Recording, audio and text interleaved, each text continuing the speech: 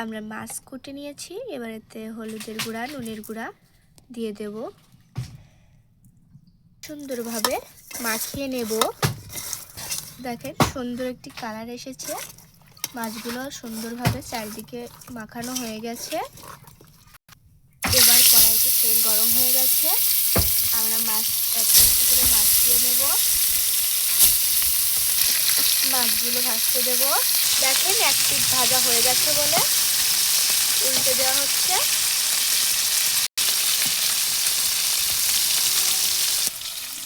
এখানে পেঁয়াজ কুচি, রসুন কুচি দেওয়া হয়েছে আর তেল দিয়ে সুন্দরভাবে নেড়ে চেড়ে নিচ্ছি। এখানে বেগুনগুলো কুটে রাখা হয়েছে। মাছগুলো ভাজা শেষ। দেখেন এবার দিয়ে দিচ্ছে বেগুন।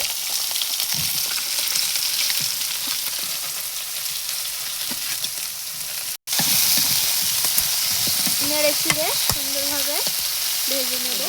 এই দেখেন একটু হলুদ গুঁড়ো দিয়ে দিচ্ছি, একটু লবণ গুঁড়া, 1 চামচ মরিচ গুঁড়া। সুন্দরভাবে নেড়ে চেড়ে নেব। কিছুক্ষণের জন্য ঢেকে থবো। কিছুক্ষণ পর নেড়ে চেড়ে নেব। ভাজা শেষ, জল দেব, মাছ দেব।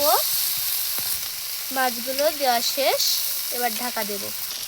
প্রায় শেষ। এখানে ধনের গুঁড়া, জিরার গুঁড়া।